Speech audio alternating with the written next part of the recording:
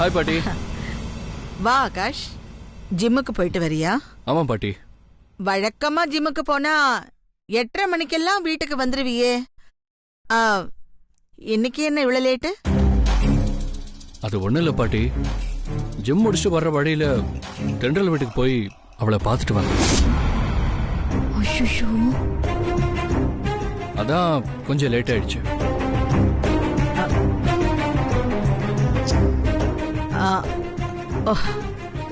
ஓ, தென்றல் வீட்டுக்கு போயிட்டு வந்தியா? சரி சரி. என்ன திடீர்னு காலங்காத்தால? தென்றல் வீட்ல ஏதாவது முக்கியமான விஷயமா? இல்ல தென்றல் உன்னை வர சொல்லி இருந்தாளா?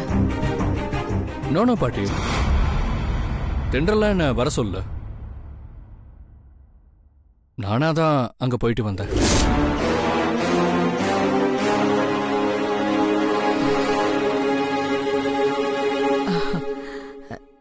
நீயாதான் போனியா?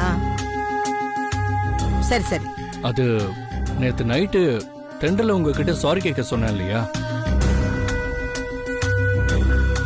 அவளும் நான் சொன்னதுக்காக என்ன ஏதுன்னு கேட்காம உடனே உங்ககிட்ட சாரி கேட்டா. அது எனக்கு ஒரு மாதிரி கில்ட்டியா இருந்துச்சு பாட்டி. அதான் கொஞ்சம் நேர்ல பார்த்து ஃப்ரீயா பேசிட்டு வந்தேன்.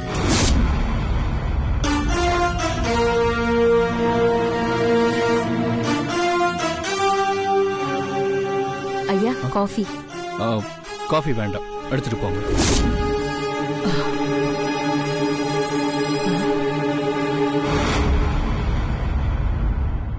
என்ன ஆகாஷ், எப்பவுமே ஜிம்முக்கு போயிட்டு வந்ததும் காஃபி குடிச்சிட்டு தான் ரூமுக்கே போவேன்.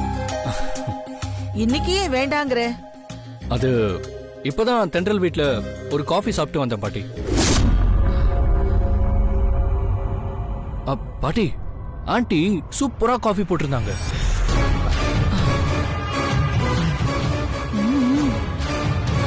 அந்த டேஸ்ட் இன்னும் நாக்கிலே ஒட்டிக்கிட்டு இருக்கு. சரி பாட்டி, நான் குளிச்சுட்டு ஆபீஸ் கிளம்புறேன்.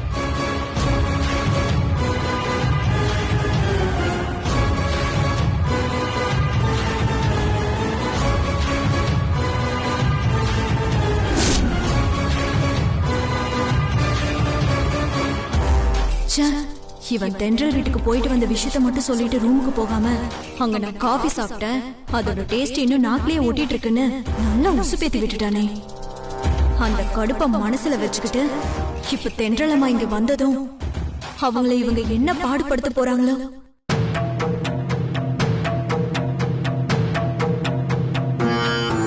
கடவுளே, மிச்சத்தை நீதான் பாத்துக்கணும்.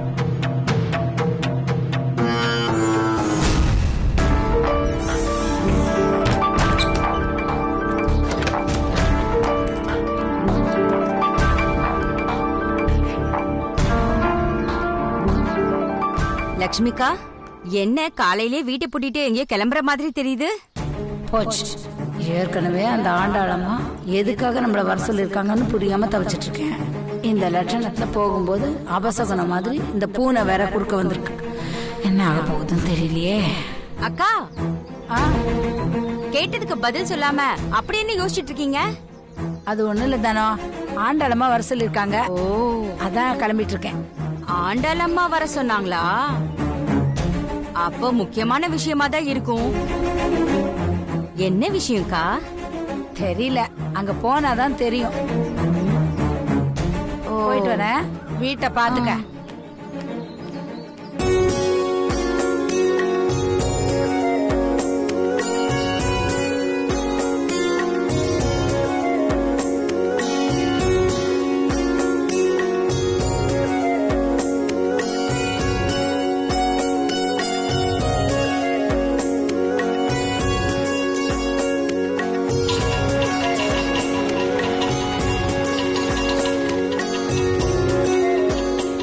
அண்ணா, 50 ரூபா சேஞ்ச் கொடுங்க.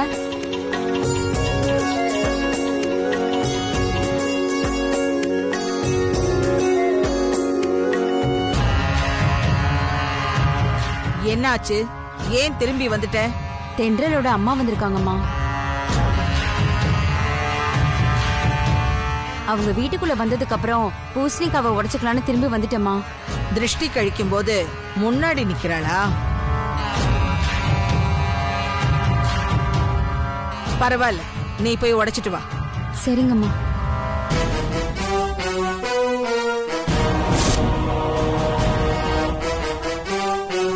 சரி.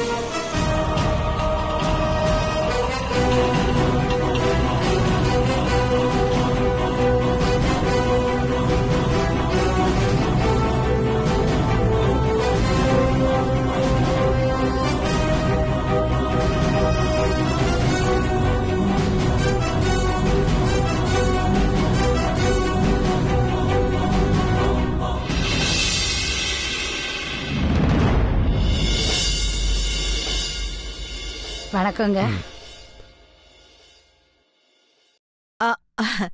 வா லட்சுமி, உட்காரு. பரவாயில்லம்மா,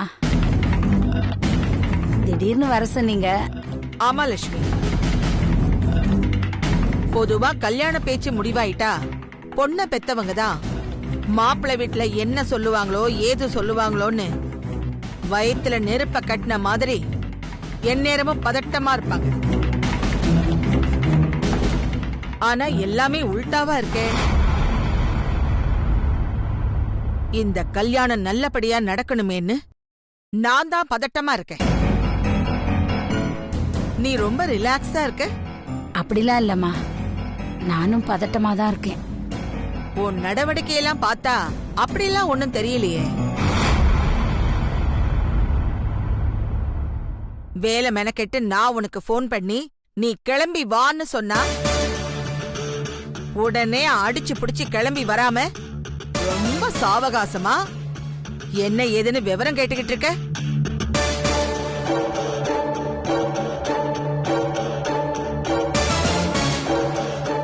கல்யாண தேதி நெருங்கிக்கிட்டு இருக்கு. நீ என்னடான்னா எந்த டென்ஷனும் இல்லாம இருக்க.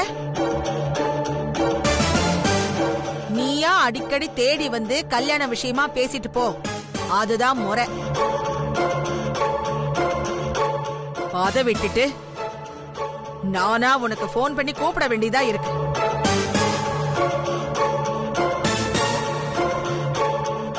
கல்யாணத்தை எங்க வைக்க போறோம், யார் யாரெல்லாம் வரப்போறாங்க, அவங்களை நாம எப்படியெல்லாம் வரவேற்க போறோம், எதெல்லாம் அரேஞ்ச்மெண்ட் பண்ணணும், என்னென்ன செலவாகும், அதெல்லாம் இப்பவே பேசி முடிவு பண்ணிக்கணும்ல.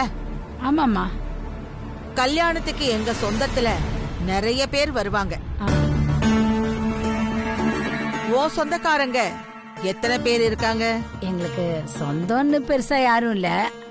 என்னோட சித்தப்பா குடும்பம், அவரோட சித்தி, அவங்களாம் ஊர்ல இருக்காங்க. அப்புறம் தூரத்து சொந்தம்னு கொஞ்சம் பேர் இருக்காங்க. அவ்வளவுதான். என்ன லட்சுமி, வசதியில தான் உன் குடும்பம் ரொம்ப கம்மின்னு பார்த்தா சொந்த பந்தத்திலையும் ரொம்ப கம்மியா இருப்பீங்க போல இருக்கே.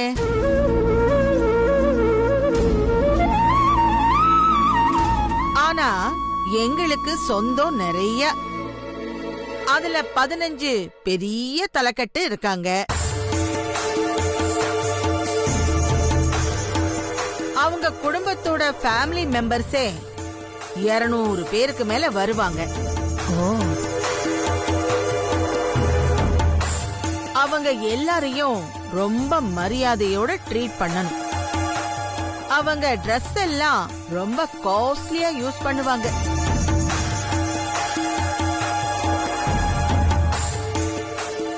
எப்படியும் அவங்க எல்லாரோட Dress மட்டுமே குறைஞ்சது 35 லட்சம் ரூபாய் செலவாகும்.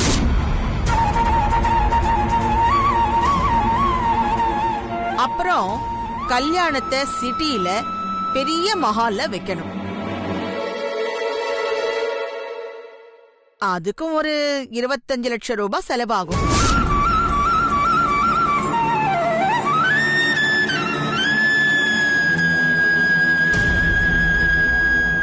அப்புறம் சாப்பாடு, ரிசப்ஷன், ஆர்கெஸ்ட்ரா, இது எல்லாம் ஒரு 65 லட்சம் ரூபாய் செலவாகும்.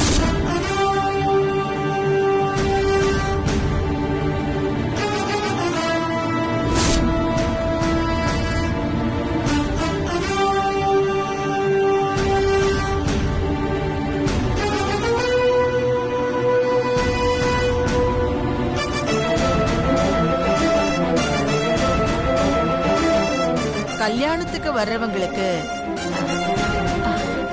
அம்மா எனக்கு தொண்டையை அடைக்குது, தண்ணி குடிச்சிட்டு வரட்டுமா? அப்படியா? கொஞ்சம் இரு சரோஜா. அம்மா பரவாயில்லம்மா, நானே போய் குடிச்சிட்டு வந்துடுறேன்.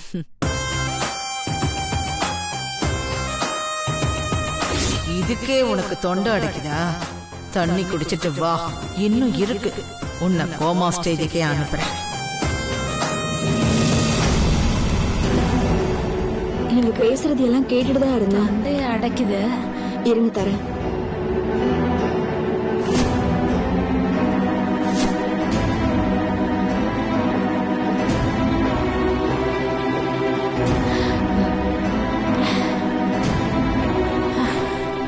என்னங்க அவங்க என்னென்னமோ சொல்றாங்க. இவ்வளவு பணத்துக்கு நாங்க எங்க போவோம்? அவங்க சொல்ற செலவை எல்லாம் கேட்டதுக்கே எனக்கு தலையே வெடிக்கிற மாதிரி ஆயிடுச்சு. 7 ஜென்மத்துக்கு என் குடும்பமே சேர்ந்து உழைச்சாலும் இவ்வளவு பணத்தை நாங்க கண்ணால கூட பார்க்க முடியாதுங்க. கல்யாணத்துக்கு இவ்வளவு செலவு இருக்குன்னு எங்ககிட்ட முன்னாடியே சொல்லியிருந்தாங்கன்னா நாங்க அப்பவே எங்களால முடியாதுன்னு சொல்லிருப்போம் இல்லைங்க. கல்யாணத்தை நெருக்கத்துல வச்சுக்கிட்டு இப்ப கூப்பிட்டு இவ்வளவு செலவு இருக்குன்னு பட்டியல் போடுறாங்க. எங்க குடும்பத்தோட தகுதி என்னன்னு தெரிஞ்சுதானேங்க பொண்ணு கேட்டு வந்தாங்க. அப்புறம் எப்படி எங்களால இவ்வளவு செலவு செய்ய முடியும்னு யோசிக்க வேணாமாங்க? போச்சு போச்சு, என் பொண்ணு வாழ்க்கையே போச்சு. இந்த கல்யாணம் எப்படியும் நடக்காது. லட்சுமி,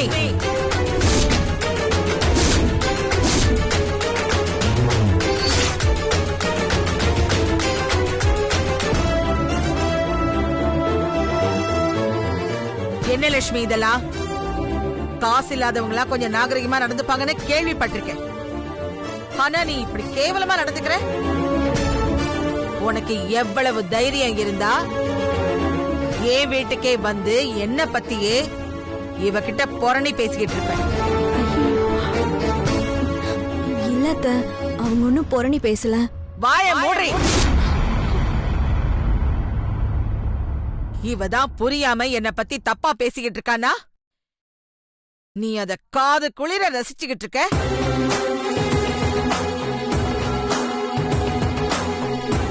இல்லத்த, அவங்க எதுவும் தப்பா பேசல. நீ பேசாத. உன்னை பார்த்தாலே எனக்கு கோவமா வருது. 1/2 மணி நேரம் நீ என் கண்ணிலேயே படக்கூடாது. முதல்ல போ இங்க இருந்து.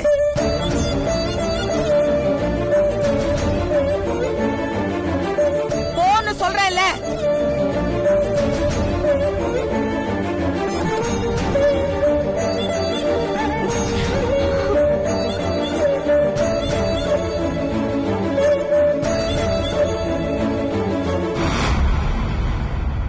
என்ன பத்தி நீ என்ன லட்சுமி நினைச்சுக்கிட்டு இருக்க?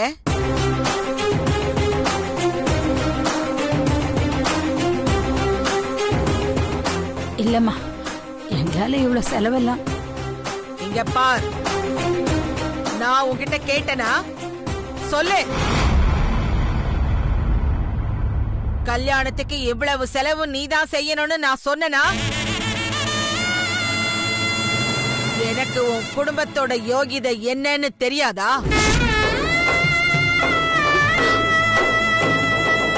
உன்னால எது முடியும் எது முடியாதுன்னு யோசிக்க தெரியாதவளா இந்த ஆண்டாள்?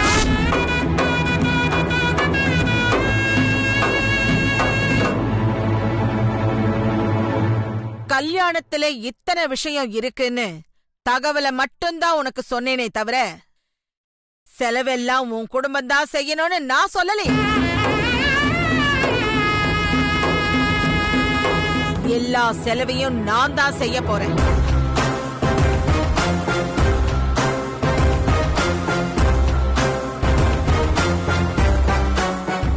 என்ன பத்தி சரியா புரிஞ்சுக்காம என்னென்னமோ பேசிட்டேல.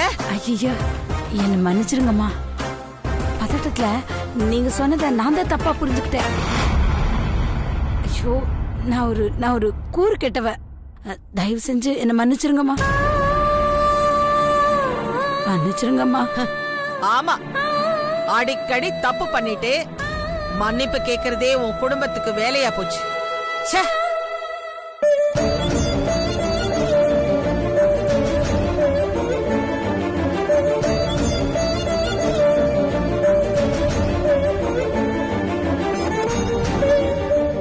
நெல்லு.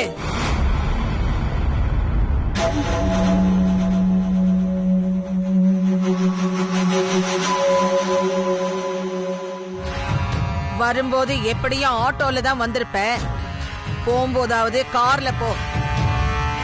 இல்லம்மா, பரவாயில்ல. உன் தகுதிக்கு பரவாயில்லைங்கிற மாதிரி தான் இருக்கும்.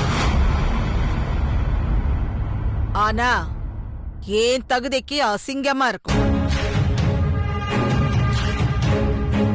கார்லயே போ, அப்பதான் எனக்கு மரியாதை. டிரைவர். அம்மா சொல்லுங்கம்மா. ம், சரிங்கம்மா. அம்மா வாங்க.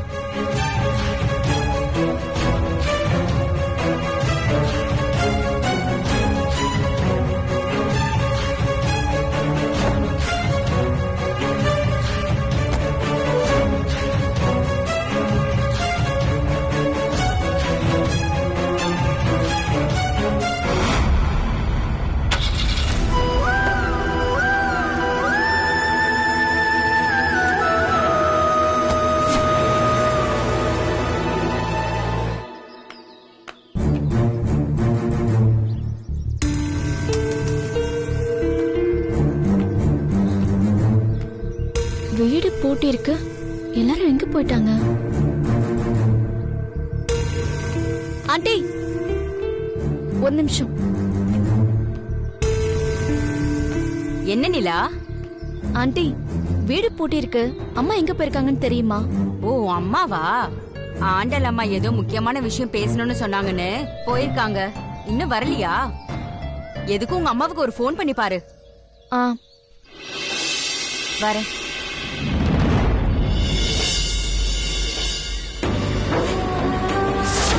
காசு இல்லாதவங்களா கொஞ்சம் நாகரிகமா நடந்துப்பாங்கன்னு கேள்விப்பட்டிருக்கேன். ஆனா நீ இப்படி கேவலமா நடந்துக்கிற. உனக்கு எவ்வளவு தைரியம் இருந்தா என் வீட்டுக்கே வந்து என்ன பத்தியே இவகிட்ட புரணி பேசிக்கிட்டு இருப்ப. இவதான் புரியாம என்ன பத்தி தப்பா பேசிக்கிட்டு இருக்கானா? நீ அத காதல் குளிர ரசிச்சுக்கிட்டு இருக்க.